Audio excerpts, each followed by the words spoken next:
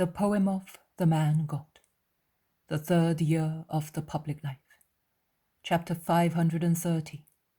Jesus and the Prostitute sent to tempt him. 21st of November, 1946. People taken as a mass, men taken individually, are always somewhat childish and wild, or at least primitive, and thus very sensitive to anything having the savour of novelty, of extraordinariness, and creating a joyful atmosphere. The approaching of solemnities always has the power of elating men, as if the festivity cancelled what makes them sad and tired.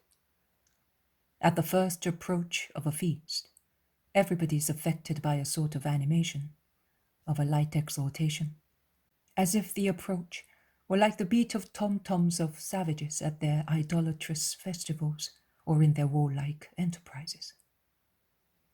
Also, the apostles, in the imminence of the Feast of Lights, are in that state of light-heartedness.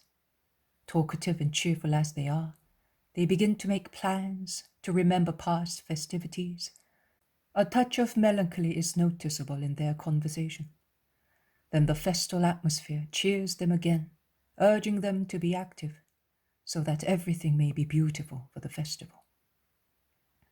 Are the lights in John's house only few? Oh, Thomas's house at Ramah is full of them, and Thomas leaves for Ramah to get them. Is the oil not plentiful? Oh, Eliza has plenty oil at Bethzor, and she offers it. And Andrew and John go to Bethzor to get it. Is the mild fire of brushwood necessary to bake the cakes? The two Jameses go to the mountains to collect some. Is there not enough flour, barley, and honey for the ritual dishes? And Nike, who is almost offended because they never ask her for anything, is she not in Jerusalem, just to give them some of her very blonde honey, barley, and flour from her beautiful estate? So Peter and Simon Zealot go to Nike, while Judas of Alphaeus help Eliza to adorn the house, and even old Bartholomew partakes of the general mirth, and with Philip whitewashes the smoky kitchen to make it look more pleasant. Judas Iscariot reserves for himself the decoration side, and he comes back several times laden with branches of sweet-smelling evergreens, adorned with berries, and he arranges them nicely on shelves and around the fireplace. And on the eve of the feast, the little house seems to be prepared to receive a bride. Such is the change in the copper kitchenware now so shiny, in the lamps as bright as the sun, with the green branches decorating the white walls, while the smell of bread and cakes spreads in the air already scented with the fresh branches. Jesus lets them do as they wish. He seems so remote from everybody. He is very pensive and sad. He replies to those who ask him questions with the intent of being praised for what they have done. And their questions make it possible for me to reconstruct the work done by the disciples. In fact, by asking, "Was my idea to go home and get the lamps not a good one?" Or, "Did Philip and I not do a good job by whitewashing everything? It is clean and pleasant and looks larger." Or, "See, Master, Eliza is happy. She seems to be at home and to have gone back to the time when she had her sons. She was singing today when filling the lamps with her oil, and when kneading the flour with her honey and mixing it with milk for the barley." Or also, "Helkai can say what he likes, but a little green looks nice. After all, if the Creator made branches, it means that we have to use them. Isn't that right?" They allow me to reconstruct the work done by each of them. But even if Jesus replies to such questions that imply a wish for praise, his mind is absent, as one can easily see. Night falls. After the last greetings of the citizens who, before going home, drop in at the kitchen to say good night to the master, silence reigns in Nob. It is supper time, It is bedtime for children and old people, for those who are weakly through illness or age. It must be a custom to give presents at the Feast of the Lights, because as soon as old John withdraws to his little room near the kitchen, I see Eliza and the apostles busy themselves, the former finishing a garment, the latter completing useful items carved in wood, and the tent in network, made with little ropes dyed red, green, yellow, and indigo, a special work of fishermen. Thomas, Matthew, Bartholomew, and the zealot are looking at them. "Here it is, I have finished," says Eliza, standing up and shaking loose threads off the garment. "It will keep him warm, poor old woman, eh? We men are really poor wretches without women. I do not know what we would be like without you, after being away from home for months. I can do this, but if I have to sew on a clasp," says Peter, feeling the cloth. "You have done it quickly, too. You are like my wife," says Bartholomew. "I have finished, too.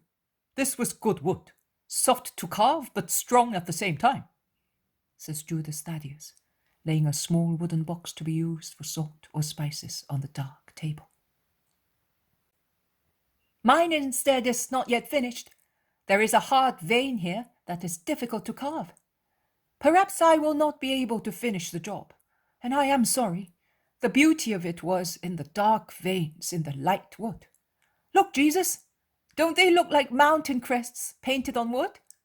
says James of Alphaeus, showing a kind of vase, I do not know for what use it may be destined, of a really beautiful shape, with a dome-shaped lid and gracefully veined in the belly and lid. It is just the wood of the lid near the knob that is resisting stubbornly. "Insist, and you will see that it can be done. Make your tool red hot. It will bite into its fiber, then you will manage. When the first layer is broken," replies Jesus, who has been watching. "But will the fire not spoil it?" asks Matthew. "Not if it is used skillfully. In any case, either that or it will have to be thrown away." James makes a sharp bradawl red hot and presses its red point against the obstinate part. There is a smell of burning wood. "That's enough. Carve it now and you will succeed," says Jesus, and he helps his cousin, holding the lid tight like a vice. The blade slips twice and skims Jesus' fingers. "Take your hand away, brother. I wouldn't like to hurt you," says James of Alphaeus. But Jesus goes on holding the vase.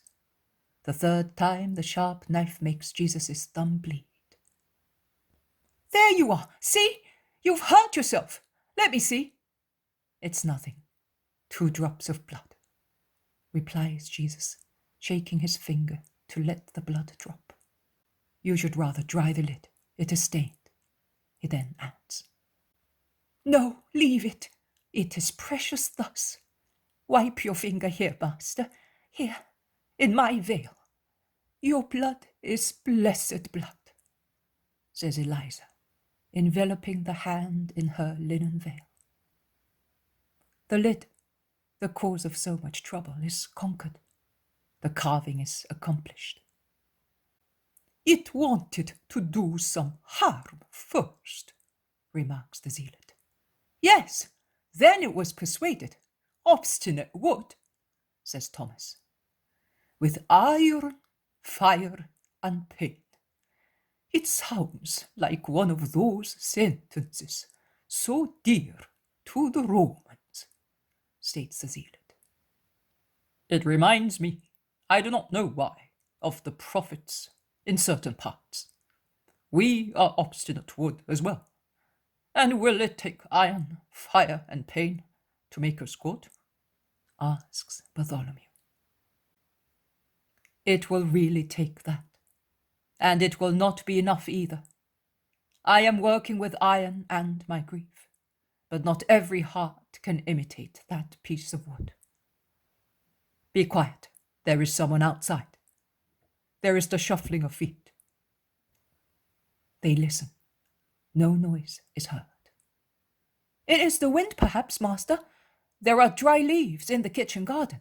No, it was footsteps. A night animal. I cannot hear anything. Neither can I. Neither can I. Jesus is listening. He seems to hear. He then looks up and gazes at Judas of Kerioth, who is also listening very carefully, more than anybody else. He gazes at him so intently that Judas asks, "Why are you looking at me thus, master?" But there is no reply, because a hand knocks at the door. Of the 14 faces lit up by the lamp, only Jesus's remains as it was. The others change colour. "Open the door, Judas of Kerioth." "No, I am not opening. It may be wicked people who have deliberately come at night. Do not let it be me who may hurt you." "Simon of Jonas, open it, please." "Less than never. On the contrary, I'm going to push the table against the door," says Peter, and he's about to do so. "Open, John, and be not afraid." "Oh, if you really want to let people in, I am going into the old man's room. I don't want to see anything," says the Iscariot, covering with 4 strides the distance between him and the door of the old man's room, into which he disappears. John, standing near the door, with his hand already on the keys, casts a frightened glance at Jesus and murmurs, "Lord, open and be not afraid." "Of course, after all, we are 13 strong men. It cannot be an army, with 4 blows and a few screams. Eliza, make sure you scream if necessary. We will put them to fight. We're not in a desert," says James of Zebedee, and he takes off his mantle and rolls up the sleeves of his tunic or vest, ready for action. Peter imitates him. John, still hesitant, opens the door. He looks out. He does not see anything. He shouts, "Who is disturbing?" A woman replies in a subdued, suffering voice, "A woman, I want the master." "This is no time to come to people's houses. If you were sick, why are you about at this time? If you're a leper, why do you venture to come into a village? If you are grieved, come back tomorrow. Go away and mind your own business," says Peter, who is standing behind John. "Oh, for pity's sake, I am all alone in the road. I am cold and hungry. I am a poor wretch. Call the master for me. He is merciful." The apostles look at Jesus perplexedly. Jesus is very severe and silent. They close the door. "What shall we do, master? Shall we give her at least a little bread? There is no room for her. To go to people's houses with an unknown woman," asks Philip. "Wait, I will go and see," says Bartholomew, and he gets hold of the lamp to see. "You need not go. The woman is neither cold nor hungry, and she knows very well where to go. She is not afraid of the night, but she is a poor wretch, although she is neither sick nor a leper. She is a prostitute and has come to tempt me. I am telling you that, so that you may be aware that I know, that you may be convinced that I know. And I also tell you that she has not come owing to a whim of her own, but she has come because she is paid to come." Jesus has spoken in a loud voice, so that he could be heard in the adjoining room where is Judas. "And who would do that? And why?" says the Iscariot, appearing once again in the kitchen. "Certainly not the Pharisees, or the scribes, or the priests, if she is a prostitute. Neither do I think that Herodians are so resentful as to take all the trouble to, I do not know myself why. I will tell you why. To be able to say that I am a sinner, one who has relations with public sinners. And you know as well as I do that it is so. And I also tell you that I do not curse her or those who sent her. I am still and always mercy, and I am going to her. If you wish to come with me, come. I am going to her because she really is a poor wretch. When she thinks that she is telling a lie because she is young, beautiful, and well paid. She is healthy and pleased with her ill-famed life. But she is wretched. It is the only truth among all her lies. Go ahead of me and be present at our conversation. No, I don't want to be present. Why should I? To bear witness to those who will ask you. And who do you think is going to ask me? There is no question to be asked among us and the others. I cannot see anybody. Be obedient. Go ahead. No, I don't want to obey you. And you cannot compel me to approach a prostitute. Hey, what are you? The high priest? I will come, master, and without any fear of getting infected, says Peter. No, I will go by myself. Open the door. Jesus goes out into the kitchen garden. In the dark, moonless night, it is not possible to see anything. The kitchen door is opened again, and Peter comes out with a lamp. Take this at least, master, if you really do not want me, he says in a loud voice, and then in a subdued voice. Bear in mind that we are behind the door, in case of need. Call. Yes, go, and do not quarrel with one another. Jesus takes the lamp and lifts it up to see. Behind the big trunk of the walnut tree, there is a human figure. Jesus takes 2 steps towards it, saying, Follow me. And he goes and sits down on the stone bench placed against the house on the eastern side. The woman comes forward. She is covered with a veil and is stooped. Jesus lays the lamp on the stone close to himself. Speak. His order is so austere and so severe, and is so divine, that the woman, instead of coming forward and speaking, steps back and stoops even more, remaining silent. Speak up, I tell you. You wanted me. I have come. Speak. He says with a shade of kindness in his voice. Silence.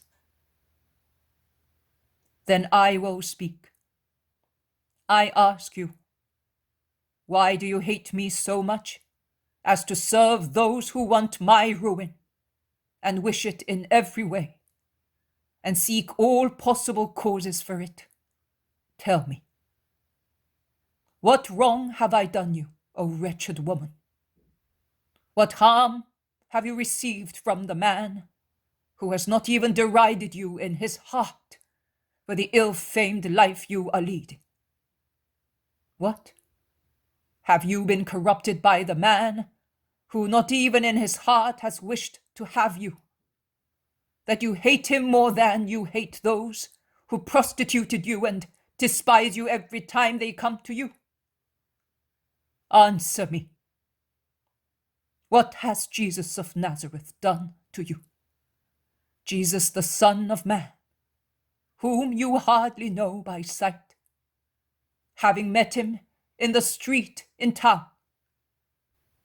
Jesus, who does not know your face, and takes no heed of your favors, and seeks only the foul, defaced image of your soul, to become acquainted with it and cure it.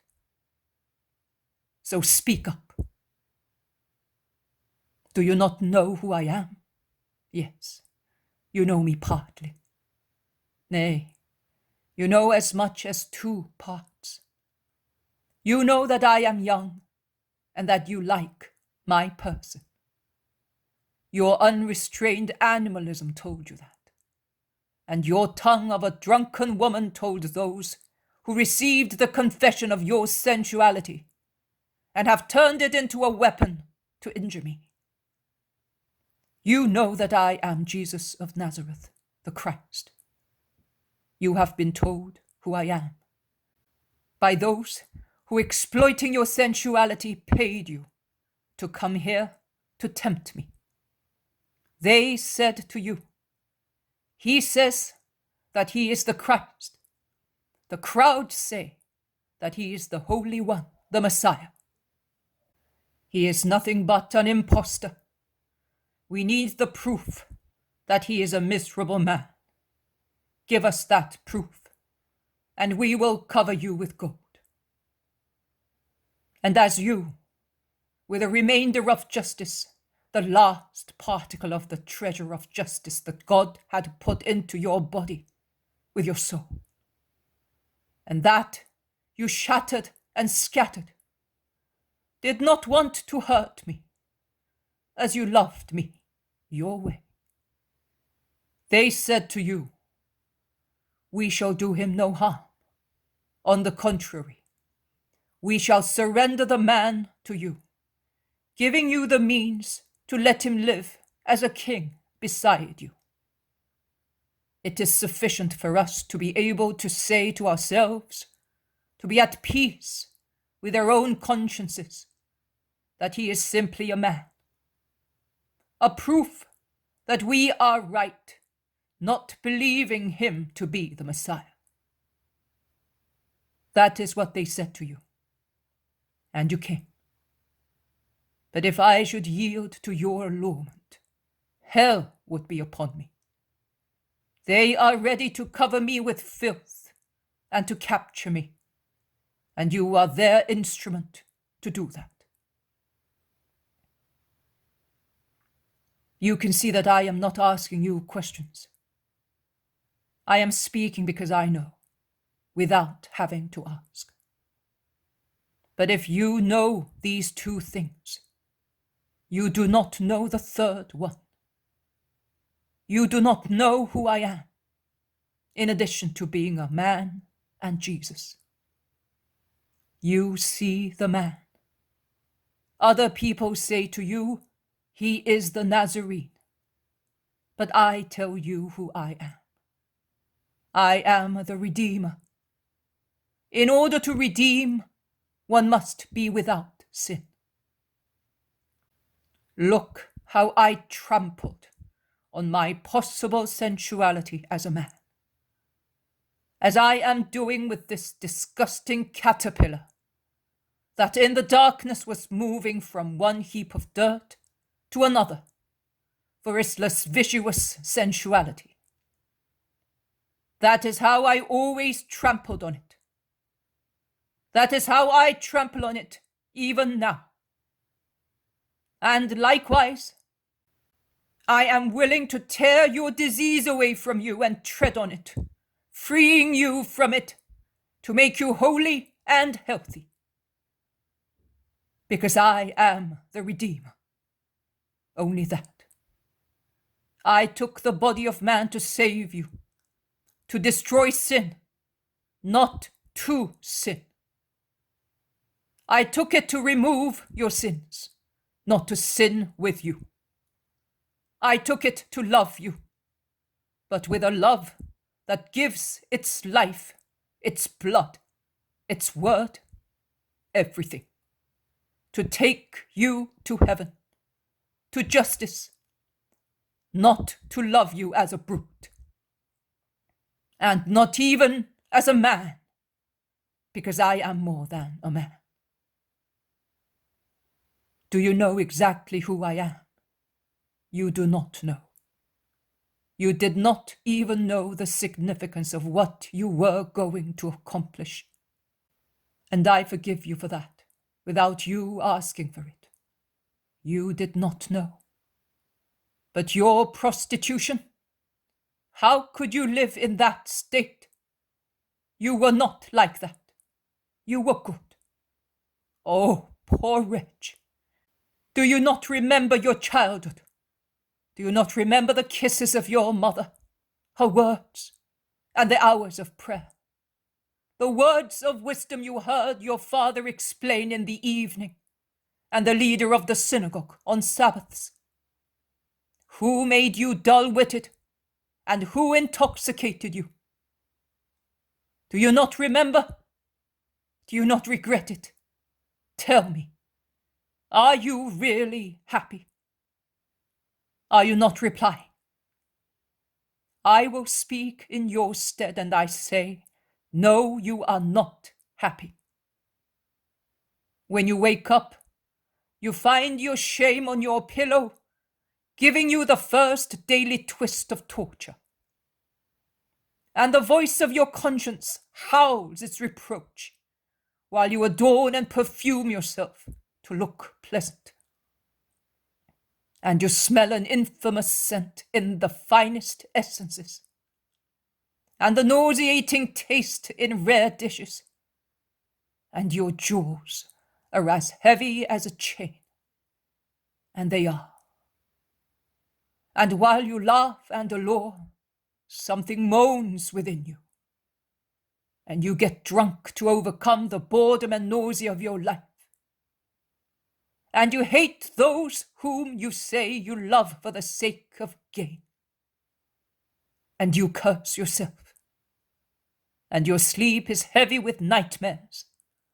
And the thought of your mother is a sword in your heart. And the curse of your father gives you no peace. And then there are the insults of those who meet you, the cruelty of those who use you, always mercilessly. You are a merchandise.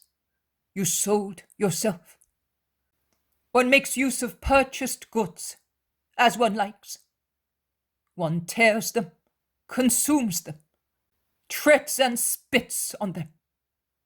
It is the right of the buyer. You cannot rebel. And does that situation make you happy? No. You are in despair.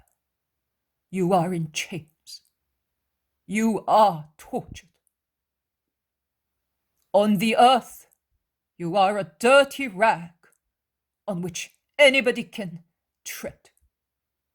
If, in some moments of grief, you seek comfort, raising your spirit to God, you feel the wrath of God upon you, a prostitute, and that heaven is more closed to you than it was to Adam. If you are not well, you dread death, because you know what your destiny is. The abyss is for you. Oh, miserable woman! And was that not enough? To the chains of your sin, would you like to add also that of being the ruin of the Son of Man, of him who loves you, the only one who loves you? Because he clothed himself with flesh also for your soul. I could save you if you wanted. The abyss of merciful holiness is bending over the abyss of your objection, and is waiting for your wish to be saved, to draw you up from the abyss of your filth. In your heart, you think that it is impossible for God to forgive you. You base this thought of yours on the comparison with the world that does not forgive you for being a prostitute. But God is not the world. God is goodness. God is forgiveness. God is love. You came to me, being paid to harm me. I solemnly tell you that the Creator, in order to save one of his creatures, can turn into good even what is evil. And if you want, your coming to me will be changed into good. Be not ashamed of your Saviour.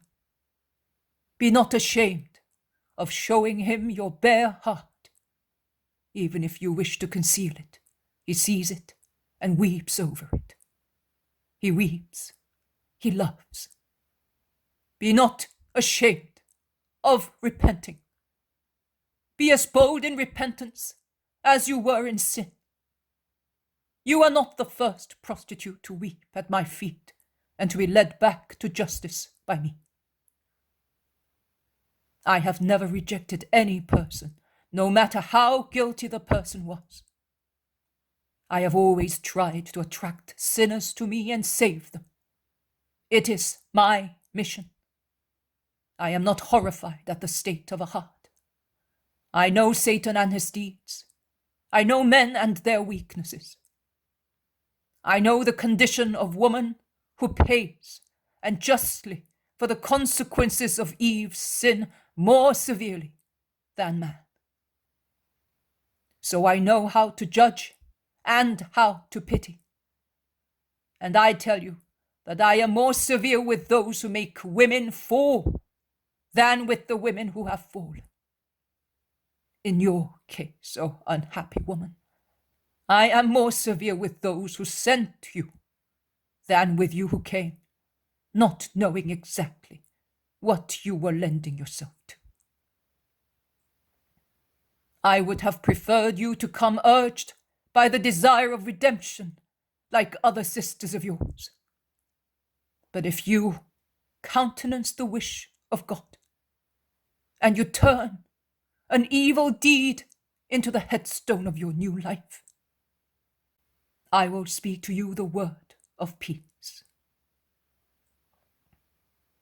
Jesus, who was severe at the beginning and has become kinder and kinder, still remaining so divine as to exclude all weakness of senses and also every possible error of evaluation of his goodness, is now silent, looking at the woman who has been standing all the time, stooping more and more, at about 2 meters from him, and who, in the middle of his speech, has taken her hands to her face, pressing her veil against it. 2 beautiful hands outstanding against the dark mantle, and all adorned with rings. Bracelets are at the wrists of arms, bare up to the elbows. I could not say whether she was weeping or not. If she is doing it so silently, because I cannot hear any sobs or see any movement. She's so still in her dark clothes that she looks like a statue. Then all of a sudden she falls on her knees and curls herself up on the ground. And then she really weeps without any reluctance to show it. Then, lying on the ground dejectedly, she begins to speak. It is true. You really are a prophet. Everything is true. They paid me for this. But they told me that it was a wager. They would have found you in my house, but also close to you.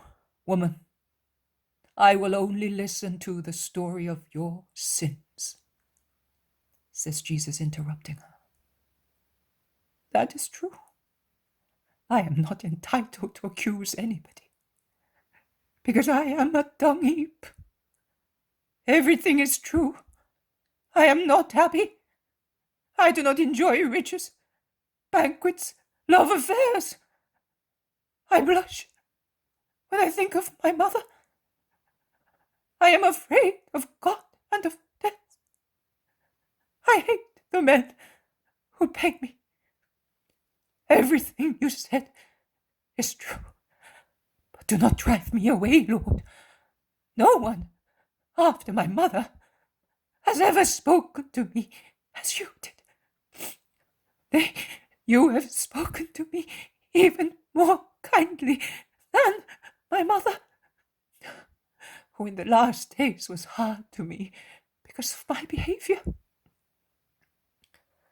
I ran away to Jerusalem, not to hear her any more. But you, and yet, your kindness is like snow on the fire devouring me.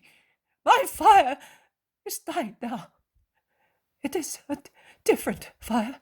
It was scorching, gave no light or heat. I was as cold as ice, and I was in darkness. Oh, how much I suffered through my own will. How much useless, cursed grief I have caused myself. Lord, through the half-open door I told you that I was an unhappy woman, and to have mercy on me.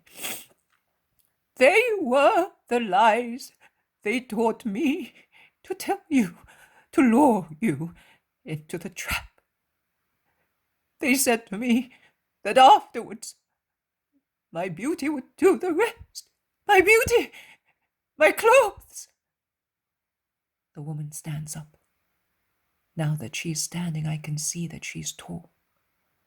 She tears off her veil and mantle and appears in a true beauty of a brown-haired woman with a very white complexion. Her eyes, enlarged with bistre, are large and beautiful, and they have the look of amazed innocence, which is odd to be found in this type of woman. Perhaps they have already been washed by her tears. The woman tears and treads on the cloth of her mantle. She rends her veil. She pulls off the precious buckles from both and throws them on the ground, takes off her rings and bracelets. She flings away the ornaments on her head. She gets hold of her curly locks full of shiny clasps and tears and ruffles them to destroy their artificial beauty in a fury of sacrifice that is even frightening.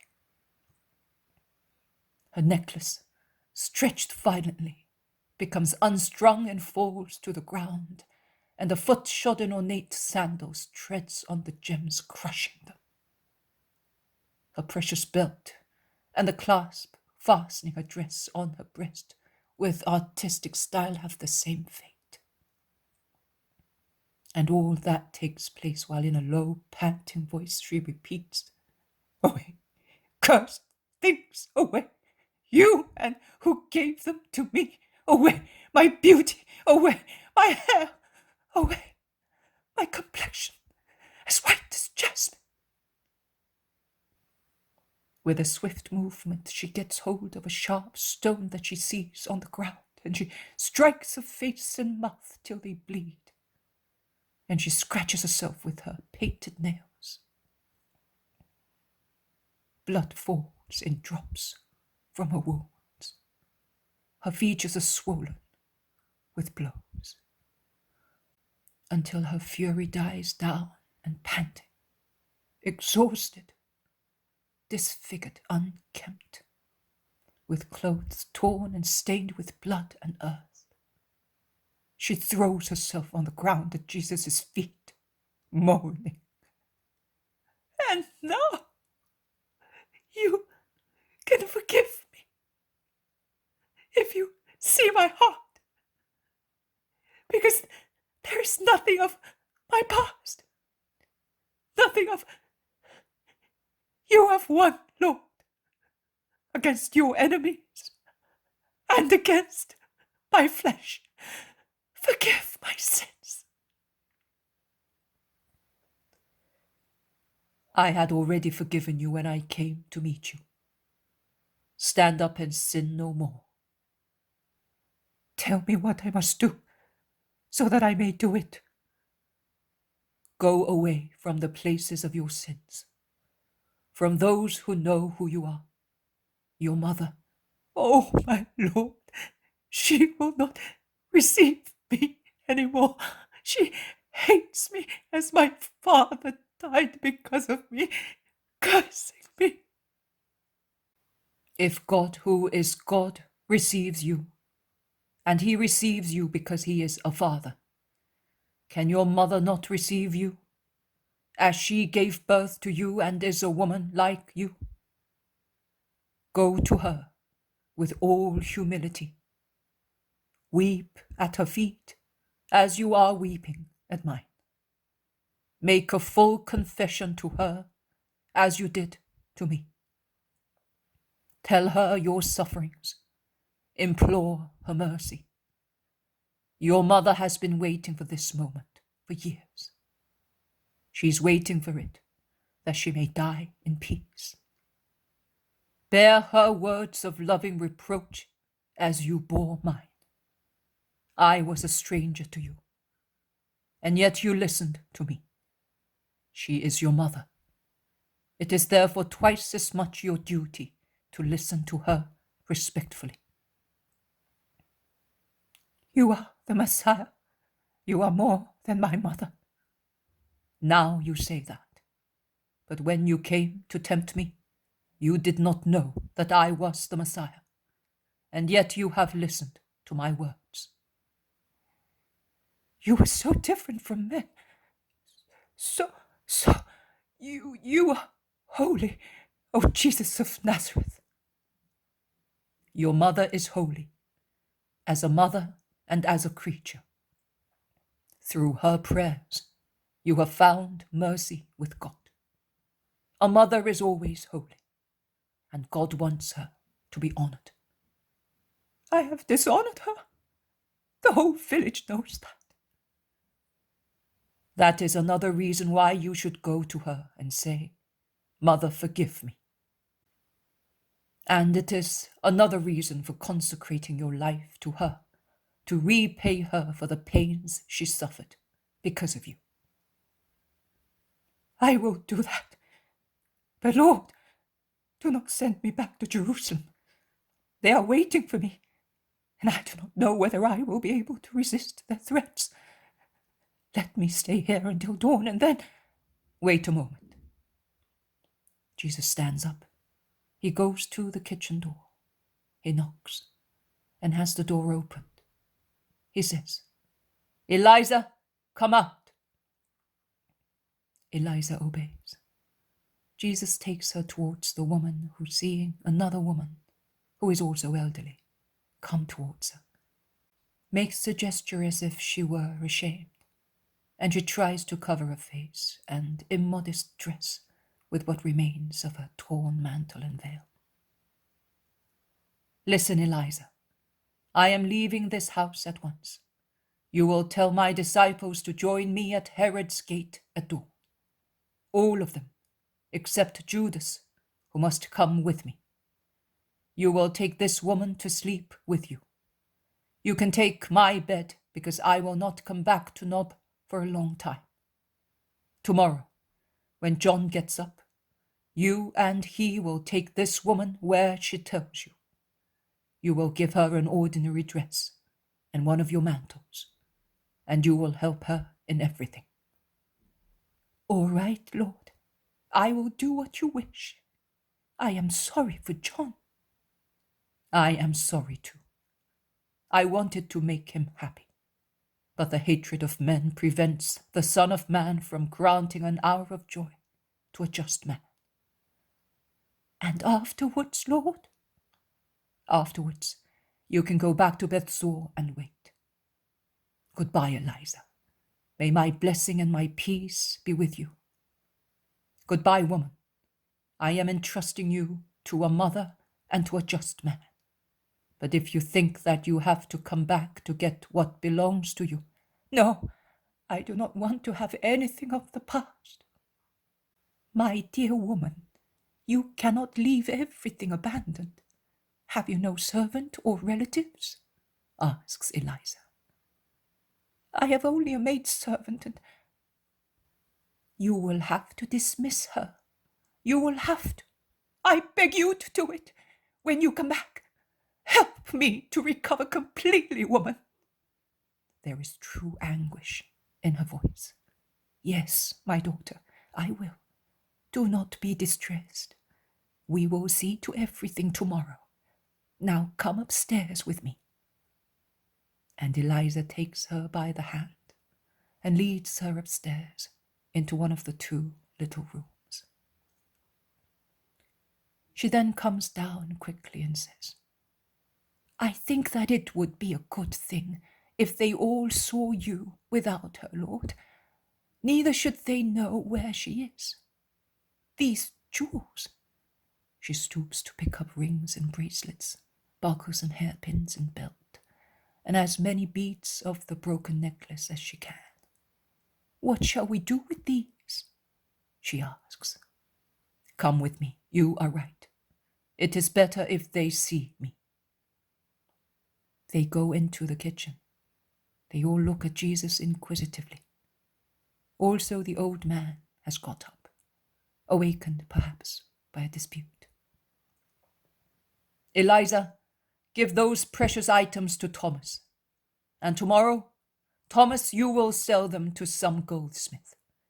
They will be of use for the poor. Yes, they are jewels of a woman, of that woman.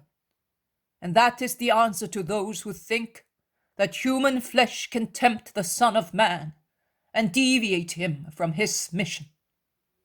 And it is also an advice to those who hate me, that every subterfuge to find faults with which to charge me is useless. John, Eliza will tell you what you are to do. I bless you." "Are you leaving me, Lord?" The old man is grieved. "I must. Goodbye. Peace be with you." He addresses the apostles. "Go and rest, everybody except Judas, who will come with me." "Where? It's night time," objects Judas. "To pray. It will do you no harm. Or are you afraid of the air of the night, if you breathe it with me?" Judas lowers his head, taking his mantle with a bad grace, while Jesus takes his. "Tomorrow at dawn at Herod's gate, we shall go to the temple and—" "No!" The no is unanimous. Judas's is the loudest. "We shall go to the temple. Did you not say that you have convinced them to leave me in peace?" "That is true." "Then we shall go to the temple. Come." And he sets off to go out. "And that is the end of the feast that we had prepared," says Peter with a sigh. "You should say that it ended before beginning," replies James of Zebedee. Jesus is already on the threshold of the open door. He turns round and blesses them. Then he disappears into the night. In the kitchen they have all been struck dumb. Finally, Matthew asks Eliza, "But what happened after all?" "I do not know. There was a woman who was weeping, and he said to me what he said also to you. Who she was, from where, and why she came, I do not know." "Well, let us go." And they all go away, with the exception of Matthew and Bartholomew, who sleep in the house.